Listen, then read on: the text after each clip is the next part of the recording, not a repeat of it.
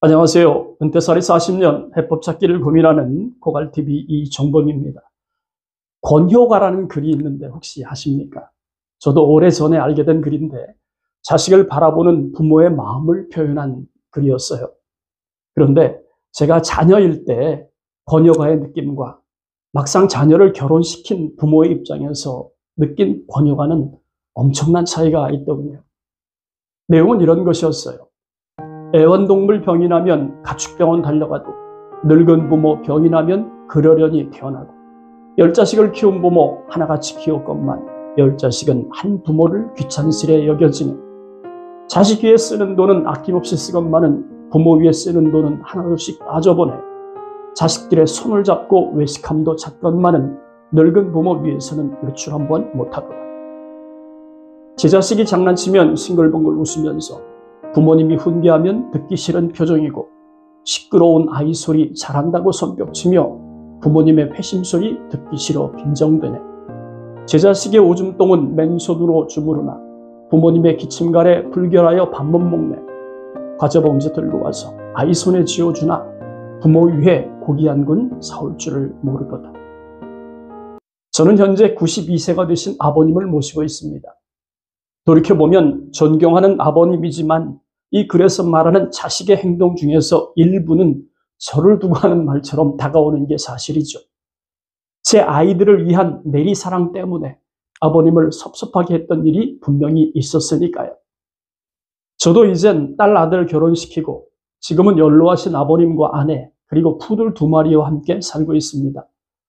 아이들을 결혼시켜서 홀가분한 마음도 있지만 때론 출가한 자녀들이 하는 행동을 보면서 섭섭한 마음이 들 때도 있습니다.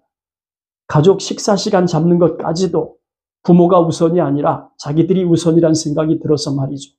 뭐 바쁘니까 그럴 수 있지만 그래도 섭섭한 건 어쩔 수 없나 봅니다. 그러고 보면 아이들 결혼 전까지의 저는 권효가에서 자녀의 입장이었습니다. 하지만 아이들이 결혼한 지금의 저는 확실히 부모의 입장에서 권효가라는 글이 읽히는 것 같습니다. 그래서일까요? 연로하신 제 아버님이 저를 키우고 결혼시키고 또 당신의 손자녀들이 결혼하는 일련의 과정을 지켜보면서 아들인 저에게 이런 말을 하고 싶지 않았을까 생각해 봅니다. 종범아, 자식들 출가하고 나니까 어떠냐? 이제 이 아비가 종범이 너를 장가 보내고 너희 부부가 사는 모습을 지켜보면서 어떤 심정이었는지 알 수 있겠냐? 저에게 이렇게 물으신다면 그저 죄송했다는 말 외엔 할 말이 없을 듯 싶습니다. 저도 이제 저의 아버님 입장이 되어 보니까 뒤늦게 철이 든 것일까요? 직접 당해보지 않으면 모른다는 말은 이런 걸 두고 하는 말일까 생각이 됩니다. 혹시 강아지 키우십니까? 저는 푸들 2마리 키우고 있습니다. 큰 강아지는 뽀돌이인데 올해 18살 되었고 작은 강아지는 미소인데 13살이 되었습니다. 푸들은 평균 12년에서 15년을 산다고 하니까 18세 된 뽀돌이는 장수하는 강아지라고 할 수 있겠죠. 한국 동물협회 강아지 나이 계산법을 보니까 18살 뽀돌이는 사람 나이로는 104세, 13세가 된 미소는 79세에 해당하는 노견입니다. 요즘은 뽀돌이와 미소를 보면서 그런 생각이 들더군요. 뽀돌이와 미소처럼 자기를 키워준 부모를 대한다면 얼마나 좋을까. 자기 부모를 위해서 목숨까지 불사하는 절대 충성이 뽀돌이와 미소에게 있을 테니 말입니다. 그래서 그런지 뽀돌이와 미소가 가끔은 아들, 딸보다 더 사랑스럽게 느껴질 때가 있긴 합니다. 오해는 하지 마세요. 제 아들, 딸이 잘 못한다는 뜻은 절대로 아닙니다. 잘하죠. 그럼에도 불구하고 가끔은 뽀돌이와 미소가 아들과 딸 같을 때가 있기는 합니다. 강아지와 함께하는 분들은 거의 대부분 가족으로 인정을 하죠. 때문에 함께 웃고 우는 것을 당연하게 여깁니다. 강아지를 보고 있으면 얼마나 사랑스럽고 귀여운지 말로 형언하기 어려울 만큼 입가에는 미소가 떠나질 않죠. 제 방엔 침대 시트만 깔아놓았습니다. 뽀돌이가 쉽게 올라올 수 있게 하려고 말이죠. 하지만 노견이라 그럴까요? 바닥에서 30cm도 안 되는 침대 시트를 스스로 올라오지 못합니다. 또 귀가 들리지 않기 때문에 눈을 맞추고 몸짓으로 소통해야 하는 상황이죠. 요즘은 치매 증상도 있어서 멍하니 벽을 보고 서 있거나 방향 감각을 잃어버린 듯한 모습을 보이기도 합니다. 그럼에도 불구하고 제가 집에 있을 때는 껌딱지 마냥 하루 온종일 저만 따라다니죠. 사람이 먹는 음식을 주면 안 된다고 하지만 저는 그냥 줍니다. 이제 살아갈 날이 얼마 없을 테니까요. 물론 간이 안 된 고기, 밥, 과일 등이 대부분이죠. 하지만 가끔은 믹스커피도 줍니다. 우리 뽀돌이가 정말 좋아하거든요. 그냥 이유 없이 잘해주고 싶은 마음뿐입니다. 올해 13살 된 미소도 양쪽 눈에 백내장이 들어왔어요. 한쪽 눈이 더 문제인데 백내장 수술을 시킬 생각입니다. 물론 돈이 많이 들겠죠. 하지만 우리 가족에게 주었던 맹목적 사랑을 생각하면 치료 비용이 아깝다는 생각은 전혀 들지 않습니다. 오히려 미안한 마음이 더 크다고 할까요? 아버님과 뽀돌이 그리고 미소의 노화 과정을 보면서 실감하는 것들이 있습니다. 뽀돌이와 미소가 나이가 들면서 제일 먼저 나타난 변화는 얼굴에 검버섯이 피듯 검은 반점이 늘어나는 거였어요. 그리고 몸에서는 냄새가 진해지기 시작했죠. 털 색깔도 변하기 시작했는데 짙은 브라운 컬러에서 아주 옅은 브라운으로 일부는 흰색으로 바뀌었습니다. 하다못해 눈썹도 흰색이 진해지는 걸 알 수 있었죠. 뿐만 아니라 앞서 잠깐 언급했던 것처럼 귀가 안 들리고 백내장이 생기고 치매 증상도 나타났습니다. 걸음걸이도 다리 힘이 약해진 탓인지 안정적이라고 볼 수는 없었어요. 잠자는 시간이 늘었고 코 고는 소리, 잠꼬대 하는 듯한 이상한 소리를 내는 횟수도 급격하게 늘어났습니다. 물론 숨쉬는 호흡도 안정적이지 않았습니다. 92세 아버님은 귀에 가까이 대고 말하지 않으면 알아듣지 못하십니다. 그리고 지금은 녹내장 때문에 치료를 받고 있는 상황이죠. 또 일주일에 한 번씩 제가 씻겨드리고 방도 매일 청소해드리지만 아버님 방에서 나는 그 냄새는 없어지지 않았습니다. 또 치매는 아니지만 조울성 우울증과 고혈압 때문에 약 처방을 받고 계십니다. 걸음걸이도 확실히 느려진 상황이고 걷는 모습을 보면 좌우측 쏠림이 커진 것을 알 수 있죠.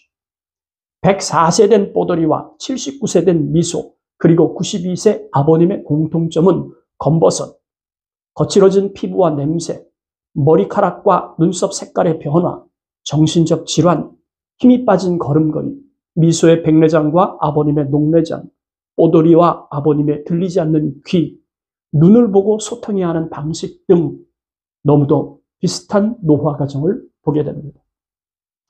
그렇다면 아버님과 뽀돌이 그리고 미소의 마음속에 저는 어떤 느낌으로 자리하고 있을까요? 제가 느낀 점은 저에 대한 의존도가 일방적일 만큼 커졌다는 걸 알 수 있었어요. 아버님은 당신이 움직일 수 있는 건강을 유지하고 계심에도 불구하고 매사를 저에게 의지합니다. 뽀돌이와 미소도 마찬가지죠. 하루 종일 따라다니는 것도 모자랐는지 잠을 잘 때도 반드시 제 옆에서 잠을 잡니다. 제가 일어나면 따라서 일어나고 제가 잠자리에 들면 같이 잠자리에 들죠. 차를 타고 외출할 때도 뽀돌이는 제 무릎에 앉고 미소는 제 어깨 위에 앉습니다. 제가 어떻게 운전하는지 알 수 있겠죠. 정리하면 하루의 시작과 끝이 저에게 초점이 맞추어진 삶이라고 할 수 있습니다. 하지만 연로하신 아버님을 모시면서 노균을 키우는 제 마음은 어떨까요? 물론 아버님이 모든 것의 우선이죠. 하지만 때로는 섭섭할 때도 있습니다. 제 나이가 벌써 60이 넘었는데 이런 것까지 내가 해야 하나 싶어서 불평하는 일이 있었던 것도 사실이니까요. 물론 저 혼자서 말입니다. 하지만 뽀돌이와 미소에겐 그러지 않았던 것 같습니다. 갑자기 똥을 싸면 맨손으로 받은 적도 많았어요. 더럽지 않았거든요. 집에서 패드 밖에 오줌을 싸도 땅에서 숲에서 뒹굴어서 몸이 더러워져도 불평하지 않았습니다.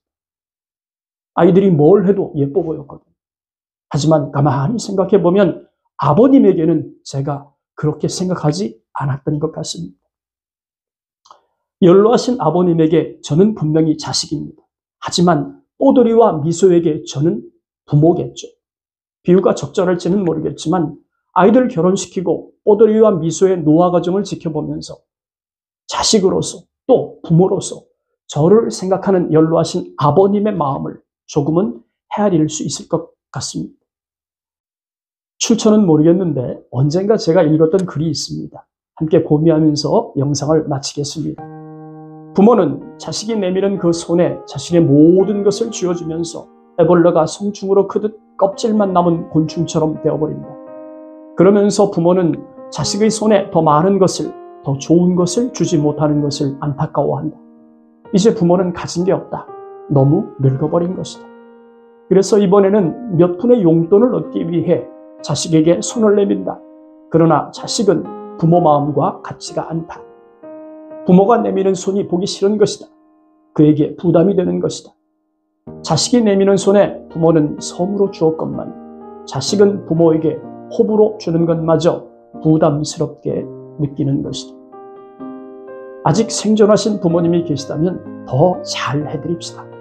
그리고 나이 들어서 자식들에게 손 내밀지 않아도 생활할 수 있는 준비도 게을리하지 맙시다. 자식도 부모에게 독립하는 시기가 오는 것처럼 우리 부모도 자식들에게서 독립하는 시기가 있다는 걸 알고 준비합시다. 오늘 영상 마치겠습니다. 감사합니다.